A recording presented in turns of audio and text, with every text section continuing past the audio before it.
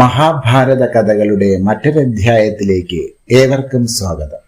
സ്ത്രീപർവത്തിലെ കഥകളാണ് നമ്മൾ കേട്ടുകൊണ്ടിരിക്കുന്നത്. വ്യാസാചാര്യൻ പോയ ശേഷം പിന്നെയും എന്തു ചെയ്യണമെന്നറിയാതെ മൗഢ്യത്തോടു കൂടിയിരുന്ന ധൃതരാഷ്ട്ര മഹാരാജാവിനെ മരിച്ചവരുടെ ശേഷക്രിയകൾ ചെയ്യാനായി സഞ്ജയൻ പിന്നെയും പ്രേരിപ്പിച്ചു. അധികം താമസിക്കാതെ അദ്ദേഹം സ്വസ്ഥചിത്തനായി പോർക്കളത്തിലേക്ക് പോകാൻ വേണ്ടി വേഗത്തിൽ വാഹനം തയ്യാറാകട്ടെ എന്ന് കൽപ്പിച്ചു. വളരെ വേഗത്തിൽ തന്നെ മഹാരാജാവിനും പരിജനങ്ങൾക്കും യുദ്ധഭൂമിയിലേക്ക് പോകാനുള്ള വാഹനങ്ങൾ സജ്ജമാക്കപ്പെട്ടു. ഗാന്ധാരി, കുന്തിദേവി, മറ്റ് കൗരവ സ്ത്രീകൾ തുടങ്ങിയവരും പുറപ്പെടാൻ കൽപ്പനയായി. അത് കേൾക്കേണ്ട താമസം. പണ്ട് ദേവന്മാർ പോലും കണ്ടിട്ടില്ലാത്ത കൗരവരാജ്ഞിമാരും അവരുടെ പരിജനങ്ങളും കുട്ടികളുമടക്കം ദുഃഖം സഹിക്കാൻ കഴിയാതെ ആഭരണങ്ങളൊക്കെ പൊട്ടിച്ചെറിഞ്ഞ് തലമുടി അഴിച്ചിട്ട് ഒറ്റവസ്ത്രമായി മാറത്തടിച്ച് നിലവിളിച്ചുകൊണ്ട് പുറപ്പെട്ടു. രാജധാനിയുടെ പുരോഭാഗത്തുള്ള വിശാലമായ അങ്കണത്തിൽ ആയിരക്കണക്കിന് സ്ത്രീകളും കുട്ടികളും ഉച്ചത്തിൽ നിലവിളിച്ചും കണ്ണീർ വാർത്തും കുരുക്ഷേത്രത്തിലേക്ക് പുറപ്പെടാൻ തയ്യാറായി വന്നു നിന്നു. വിതുരൻ അവരെയൊക്കെ കഴിയും പോലെ സമാധാനിപ്പിക്കാൻ ശ്രമിച്ചു. പക്ഷെ എന്തൊക്കെ കേട്ടിട്ടും വിധവകളായി കഴിഞ്ഞ് അവർക്കൊന്നും സമാധാനിക്കാൻ കഴിഞ്ഞില്ല. അങ്ങനെ വൻപിച്ചൊരു വിലാപയാത്രയായി എല്ലാവരും വാഹനങ്ങളിൽ കയറി യുദ്ധഭൂമിയിലേക്ക് യാത്രയായി. ഉച്ചത്തിൽ നിലവിളിച്ചുകൊണ്ടും മാറത്തടിച്ചുകൊണ്ടും വഴിനീള കണ്ണുനീർ തൂകിക്കൊണ്ടുമുള്ള അവരുടെ യാത്ര ചുറ്റുമുള്ള പുരവാസികളുടെയൊക്കെ മനസ്സിനെ അലിയിപ്പിച്ചു.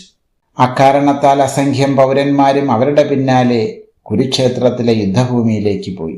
എന്തൊക്കെ ദോഷങ്ങൾ കൗരവർക്കുണ്ടായിരുന്നെങ്കിലും എല്ലാവരും മരിച്ചു എന്ന് കേട്ടപ്പോൾ പുരവാസികൾക്കും ദുഃഖം സഹിക്കാൻ കഴിഞ്ഞില്ല. കൂടാതെ യൗവനയുക്തകളായ രാജസ്ത്രീകളുടെയും കുട്ടികളുടെയും ദയനീയമായ ആർത്തരോദനം അവരുടെ ചിത്തത്തെ ദ്രവിപ്പിക്കുകയും ചെയ്തു. അതിനാൽ കച്ചവടക്കാരായ വൈശ്യരടക്കമുള്ള പൗരന്മാരൊക്കെ നിലവിളിച്ചുകൊണ്ട് ധൃതരാഷ്ട്രന്റെ പിന്നാലെ യാത്രയാവുകയും ചെയ്തു.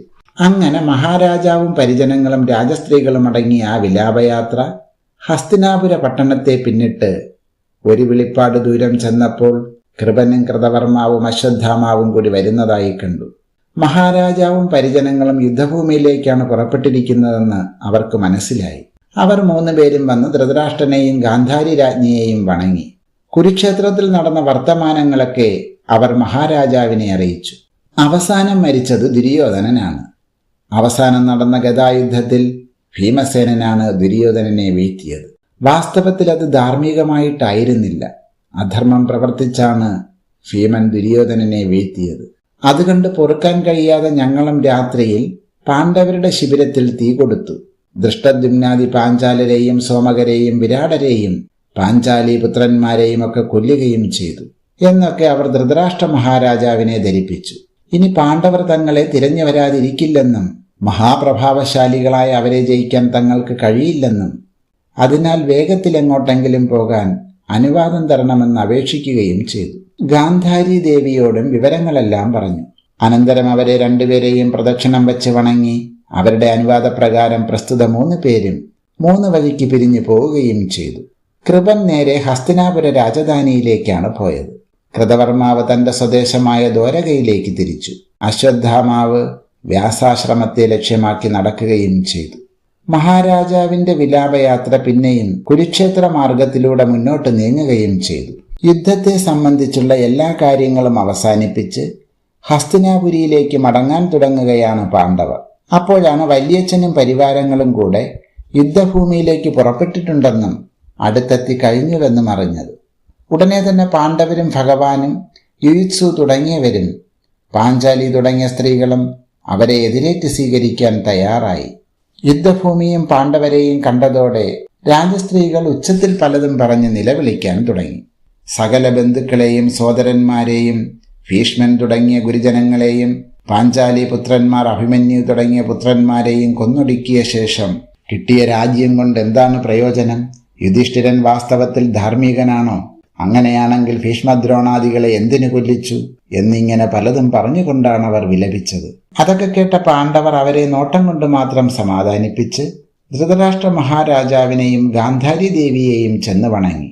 പ്രജ്ഞാചക്ഷുസായ മഹാരാജാവിനോട് ഓരോരുത്തരും തങ്ങളെ പേര് പറഞ്ഞറിയിച്ചു. യുധിഷ്ഠിരനെ അദ്ദേഹം പ്രേമപൂർവം ആലിംഗനം ചെയ്തു. എന്നാൽ അത് കഴിഞ്ഞ് ഭീമന്റെ പേര് കേട്ടപ്പോൾ മഹാരാജാവ് അന്ധനും വൃദ്ധനുമാണെങ്കിലും കോപം കൊണ്ട് വിറച്ചു.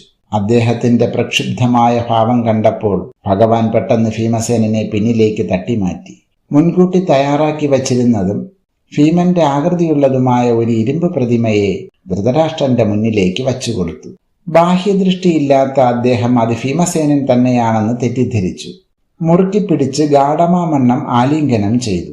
ദേഷ്യം കൊണ്ടും കോപം കൊണ്ടും ആവിഷ്ടനായ മഹാരാജാവിന്റെ ഭുജപീഡനം കൊണ്ട് കടുപ്പമേറിയ ഇരുമ്പ് പ്രതിമ പൊടിപൊടിയായി നുറുങ്ങി.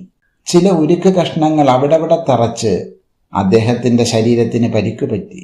കൂടാതെ ശക്തിയായ പ്രതിമാപീഡനം ഹേതുവായിട്ട് അദ്ദേഹത്തിന്റെ നെഞ്ച് തകർന്ന് രക്തം ഛർദ്ദിച്ച് അദ്ദേഹം നിലത്തിരുന്നു പോയി. അപ്പോഴേക്ക് സഞ്ജയൻ അദ്ദേഹത്തെ പിടിച്ച് സ്വസ്ഥനാക്കിയിരുത്തി.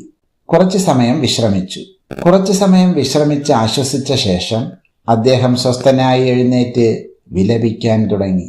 കഷ്ടം, എന്റെ പ്രിയപ്പെട്ട ഉണ്ണി, ഭീമൻ എന്റെ കൈകൊണ്ട് മരിക്കാനിടയായല്ലോ. ഇനി ഞാൻ എങ്ങനെ ജീവിച്ചിരിക്കും എന്നിങ്ങനെ വിലപിച്ച ധൃതരാഷ്ട്രനെ ഭഗവാൻ സമാധാനിപ്പിച്ചു. മഹാരാജാവെ, ആശ്വസിക്കൂ. ഭാഗ്യം കൊണ്ട് ഭീമൻ മരിച്ചിട്ടില്ല. അങ്ങയുടെ ശക്തി എനിക്ക് നല്ലവണ്ണം അറിയാം. അങ്ങയുടെ കൈകൾക്കിടയിൽപ്പെട്ടാൽ ആരായാലും രക്ഷപ്പെടില്ലെന്ന് ഞാൻ ധരിച്ചിട്ടുണ്ട്.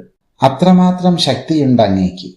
അതിനാൽ അങ്ങയുടെ കോപാവിഷ്ടവും പ്രക്ഷുബ്ധവുമായ ഭാവം കണ്ടപ്പോൾ ഭീമനെ രക്ഷപ്പെടുത്താൻ വേണ്ടി ഭീമന്റെ ആകൃതിയിലുള്ള ഇരുമ്പ് പ്രതിമയാണ് അങ്ങയുടെ മുന്നിൽ നിർത്തിയത്.